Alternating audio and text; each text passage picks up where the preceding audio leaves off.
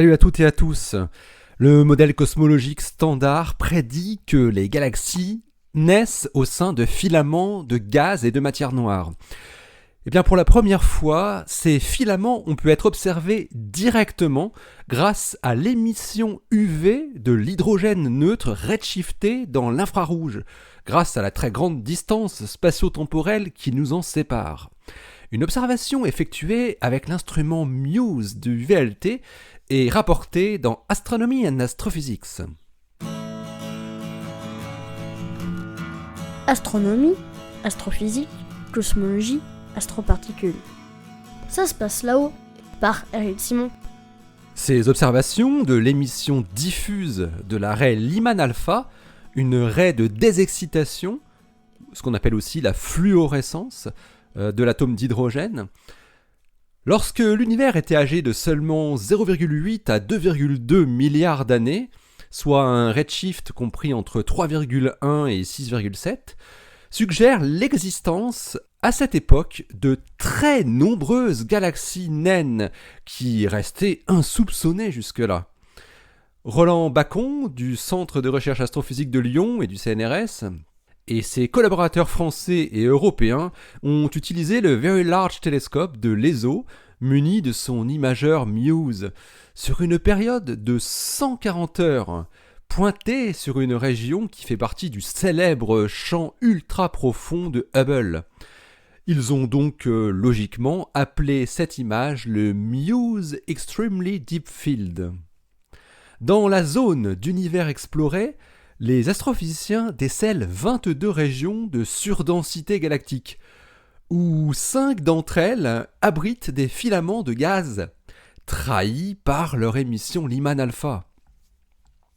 Or, 70% de la totalité de cette luminosité Lyman alpha provient d'au-delà du milieu circumgalactique associé à des émetteurs Lyman alpha identifiés, c'est-à-dire des galaxies à forte production d'ultraviolets, donc formant des étoiles à taux élevé. En appliquant une série de simulations, les chercheurs peuvent déterminer que cette émission Lyman alpha étendue, qui paraît décorrélée des galaxies, doit en fait provenir d'une multitude de galaxies naines qui ne peuvent pas être vues individuellement, car trop peu lumineuses. Bacon et ses collaborateurs montrent en effet qu'au redshift de 3, l'émission Lyman alpha ne peut être excitée par le fond UV cosmique que pour 34%. Et cette proportion tombe à 10% pour des redshifts plus élevés. Il y aurait donc bien une très grande population de galaxies produisant suffisamment d'UV pour exciter leur hydrogène, qui leur fera émettre chacune une très faible luminosité dans la raie de fluorescence Lyman alpha. On parle de luminosité ultra faible, inférieure à 10 puissance 40 erg par seconde.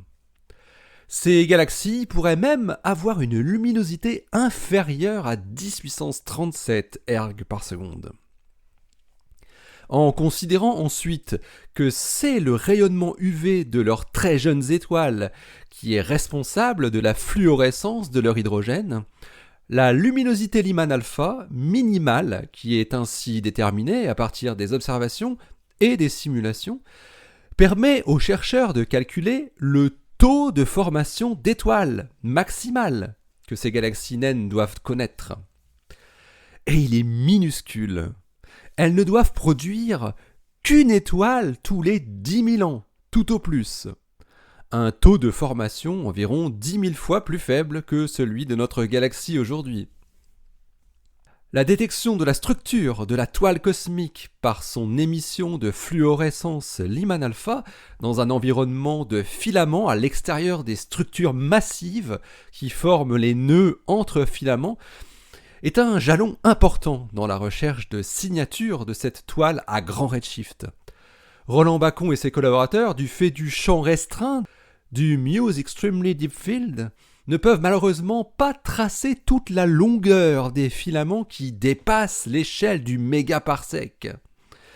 Ils souhaitent maintenant étendre évidemment le même type d'observation sur d'autres champs plus grands pour traquer toujours plus les filaments de la toile cosmique. Un nouveau spectrographe nommé Blue Muse, adapté pour imager des longueurs d'onde un peu moins infrarouges, devrait permettre dans un futur proche d'aller explorer l'émission Lyman alpha un peu moins redshiftée, et donc jusqu'à l'époque cosmique un peu plus récente du pic de formation stellaire dans les galaxies, vers un redshift de 2, ce qui fait environ 3,5 milliards d'années après le Big Bang. Cette évolution de Muse devrait par la même occasion permettre un champ de vue plus grand et un temps de télescope moins long. La découverte de l'existence de milliards de galaxies naines dans les filaments de gaz de la toile cosmique, à cette époque de l'univers de moins de 2 milliards d'années, va dans tous les cas très certainement avoir des conséquences pour tous ceux qui développent des modèles de formation galactique. L'article de Roland Bacon et ses collaborateurs est paru dans Astronomy and Astrophysics le 18 mars 2021 avec pour titre The Muse Extremely Deep Field, The Cosmic Web in Emission at High Redshift.